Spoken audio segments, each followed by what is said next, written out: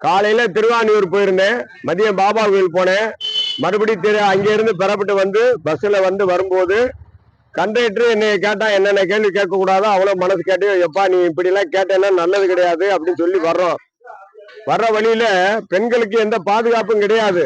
காலை தூக்கி 2 பேர் அந்த ஸ்டில் எடுத்து வச்சேன் பாருங்க, எவ்வளவு கஷ்டம். அந்த நேரத்துல இந்த டவர் கிடைக்கல. 2 காலை செருப்பு காலோட தூக்கி மேல வச்சு 2 பசங்களும் அட்டகாசம் குடிச்சு ஃபுல்லா பாதி பேர் வண்டியில குடிகாரம் தான் வந்தான ஒழிய பக்திமான் கிடையாது. ஆனா திருவண்ணாமலைக்கு வரலாம் கஷ்டப்பட்டு வந்தாங்க. ராத்திரி சாது சன்னியாசிகள் எல்லாம் மிரட்டி போய் ஒரு மாதிரி எல்லாம் பேசுவோம். அந்த கண்டக்டர் டிரைவர் பேசினாங்க. அதனால நல்லவங்களுக்கு அது ஒரு மரியாதை உண்டு, நல்லவங்களுக்கு மரியாதையே கிடையாது. கெட்டவங்களை பார்த்தா திட்டம் விட்டுறாங்க. அந்த மாதிரி நிலையெல்லாம் வரக்கூடாது. குடிச்சிட்டு போய் வண்டியில ஏறிட்டு இந்த மாதிரி அட்டகாசம் பண்ற ஒரு கண்டக்டர் 4 குத்திடுவோம் பயந்தானா அப்ப நமக்கு என்ன மக்கள் இருக்கு, உனக்கு என்ன மக்கள் இருக்கு? உனக்கு மக்களுடைய ஆட்சியில மக்களுக்கு எந்த பாதுகாப்பும் கிடையாது, பெண்களுக்கு பாதுகாப்பு கிடையாது. அந்த செருப்பு காலோட பாருங்க மேல இருந்தான். இதே அவன் பொண்டாட்டி பிள்ளைட்டு கால் மேல எப்படி போடுவானா, செருப்பை போடுவானா, ஒண்ணுமே சொல்ல முடியாம அந்த பிள்ளைய வந்துச்சு.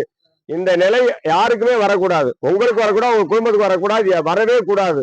நல்லவங்களை கத்துக்கூடிய நல்லவங்களோட சேர்ந்தா நல்ல புத்தி வரும். பொய்யான ஆன்மீகத்தை உருவாக்கி நான் போறேன் நீ போறேன்னு அந்த அலையிறாங்களா, அந்த மாதிரி வாழ்க்கை அமைஞ்சாங்கன்னா அவங்களுக்கு கண்டிப்பா கஷ்டம் வந்துடும். இப்ப நம்ம கலெக்டர் ஏதோ செஞ்சுக்கிட்டு வர்றாங்க, மினிஸ்டர் போலீஸ் எல்லாமே ரெடி பண்ணிக்கிட்டு இருக்காங்க.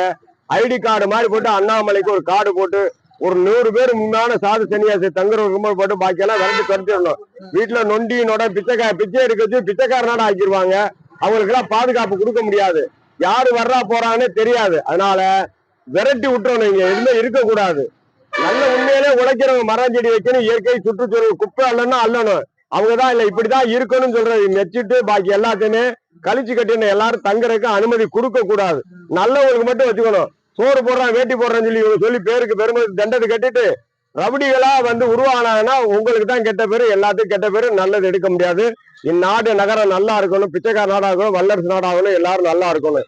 இயற்கையை பாதுகாப்போம், சுற்றுச்சூழல் பாவம். அன்பே சிவம், அன்பே சிவம்.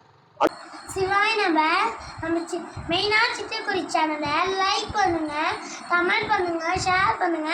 தொடர்ந்து ஆர்வம் தந்துட்டே இருங்க. நன்றி.